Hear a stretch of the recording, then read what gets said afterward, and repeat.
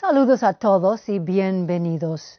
Soy Susana Jansen y lo que voy a hacer hoy es empezar una serie de videos que he diseñado específicamente para ustedes, los aficionados de español, que quieren hablar español, escribir, leer español, pero específicamente hablar español con más precisión, más autenticidad y más confianza.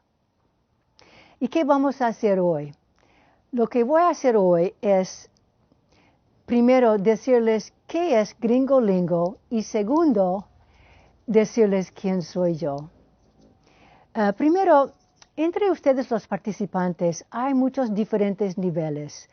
Probablemente no hay principiantes, pero seguramente principiantes alto nivel, intermedios, avanzados y hasta superiores. Y espero poder ofrecer lecciones que sean beneficiosas para todos. Y si alguna lección es demasiado difícil o tal vez para otra persona demasiado básica, entonces seguramente habrá otros recursos valiosos para ustedes.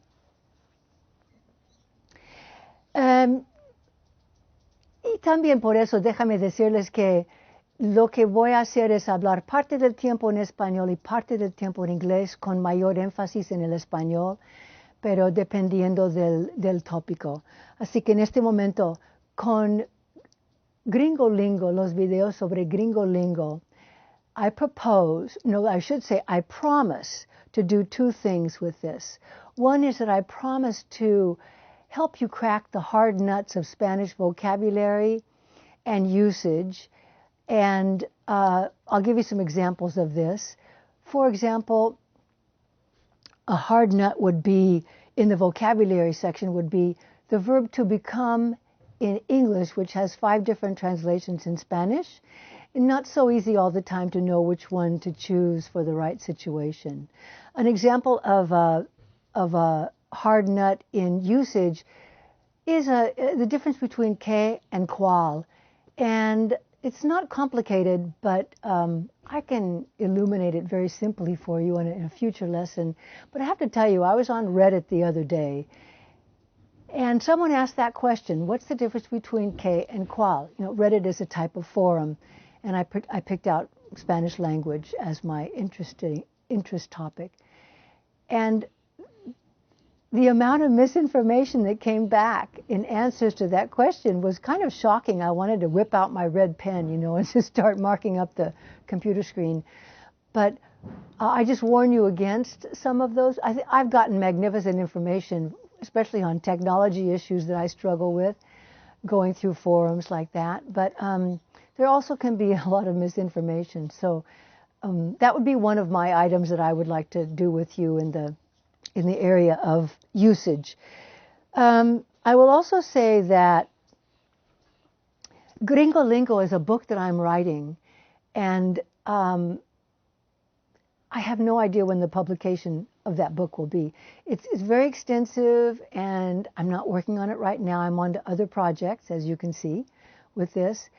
But what I thought, if I do these videos, it will not only inspire me to write the book, but also it will be a way that I can give you some valuable information before the book comes out. And I can give it to you in small servings that I think may be even more useful. So back to my first promise, which is the hard nuts. You may already know that in Spanish you can't say, I drove my son to the doctor. And you can't say, I walked the dog. Because you can't drive your son, you can only drive your car. And you can't walk anything, except for a mile maybe, but you can't walk your dog. So how do you say these things then? And that's what often often the missing piece. How do you say the thing you want to say that you're being misled by your English? When it comes to direct translation, that could be another hard nut. For example, how many times have I seen students write the phrase, I changed my mind, directly translated into Spanish as cambié mi mente, When you say this, people will look either very perplexed or they'll think you've lost your mind because you've changed it out after all, and what took its place.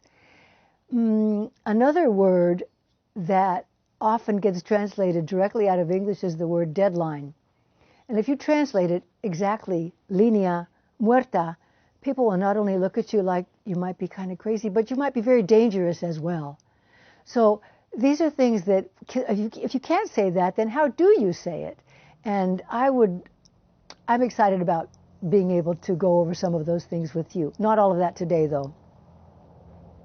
So here's number 2 of my promises to you. I promise that we will identify, zoom in on, and do our best to eradicate the repetitive errors that we make. And I say we because I'm not a native speaker of Spanish, and I'm always working on my own improvement, even though I have decades of teaching under my belt, as it were. But to eradicate these errors before they become too solid or too, as we say in the business, fossilized. What happens when you overlay a foreign language onto your native language is that the native language tends to bleed through, and this is the most natural thing. In our case, we're talking Spanish overlaid upon English, and English patterns bleed through in the most natural way in the world, very innocently often, but hard to detect. And as a matter of fact, most of these fossilized errors or English patterned errors are in the blind spot. And even when you might learn a new pattern, it's hard to implement that, and you may revert back to the way you were doing it before.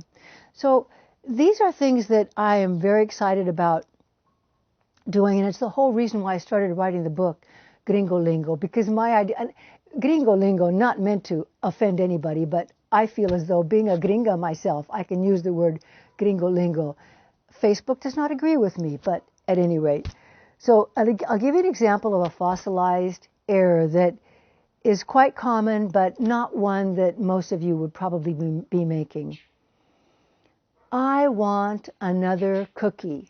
The word another. I want another cookie. Yo quiero, what's the next word? Yo quiero otra galleta. And an English speaker will often say, yo quiero una otra galleta, because another, other, okay, but another, but there's simply no una or un that goes with the word otra or otro. So, yo quiero otra galleta.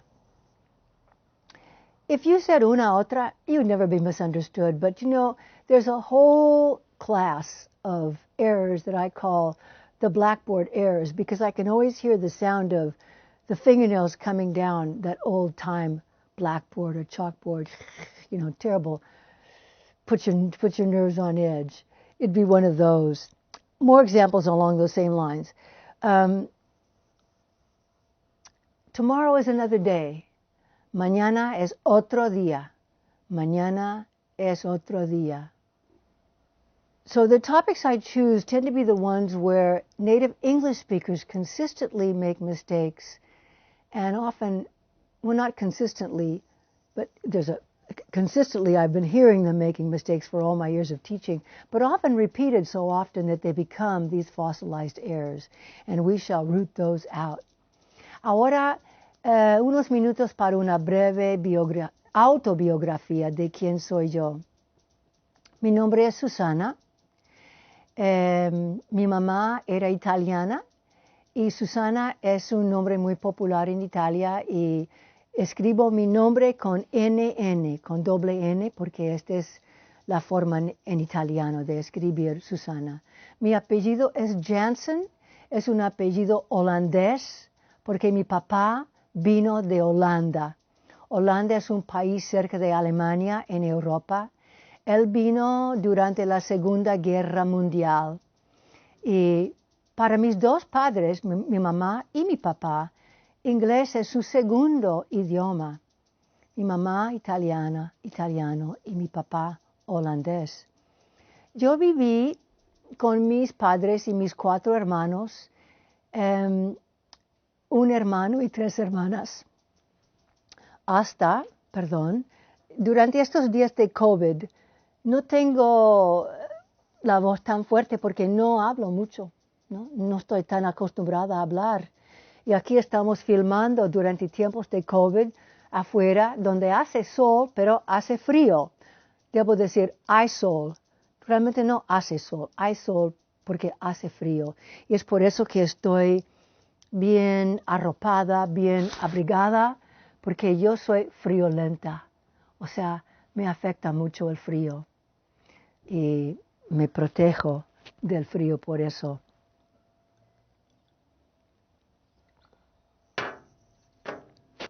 Cuando yo tenía 19 años, me mudé a Davis para ser estudiante en la Universidad de California en Davis. Yo saqué 2 títulos en Davis, el bachillerato y la maestría, the bachelor's degree and a master's degree. Traduzco porque hay tantos diferentes sistemas de educación en el mundo hispanohablante y los Estados Unidos que a veces el vocabulario no corresponde. Me quedé 17 años enseñando español en Davis, en la Universidad de California, y al mismo tiempo yo enseñaba español en Sacramento City College. Pero en algún momento yo acepté un trabajo aquí en Ukiah para mudarme a Ukiah y acepté el trabajo como directora de idiomas extranjeros en Mendocino College. Yo tuve una larga y gratificante carrera en Mendocino College y luego me jubilé y desde entonces me dedico a escribir libros, escribir y publicar libros, a enseñar clases privadas con individuos y grupos pequeños en español y también en italiano. Y mi proyecto más reciente se llama Novelas en Español, donde desarrollo paquetes de recursos para personas que quieren leer novelas seleccionadas en español. Novelas seleccionadas por mí, pero no escritas por mí. Y son paquetes con una profundidad de vocabulario, de explicaciones, de preguntas para comprensión y también de recursos como entrevista con el autor, mapas, canciones de la novela, etcétera, tantas cosas. Pero aquí estamos.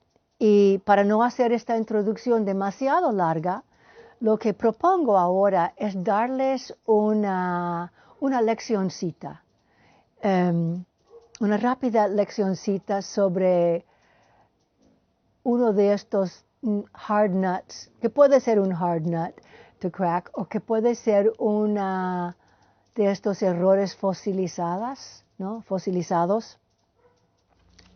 Oh, it's late. I'm going to be late for my next class.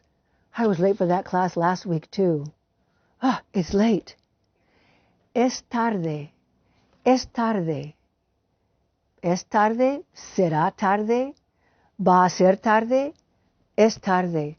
But I'm late. No ser o estar tarde. No ser o estar tarde. So, with tarde, llegar is about the only verb that you can use. If you're late, llegar is your only best friend. Ahora, la próxima vez vamos a ver los 5 verbos que significan to become, los 5 verbos en español, y vamos a iluminarlos y explicarlos. Ahora me despido, pero no antes de mandarles mis mejores deseos para su salud, su felicidad y su buena fortuna. Adelante con el español y muchas gracias por participar conmigo. Hasta la próxima.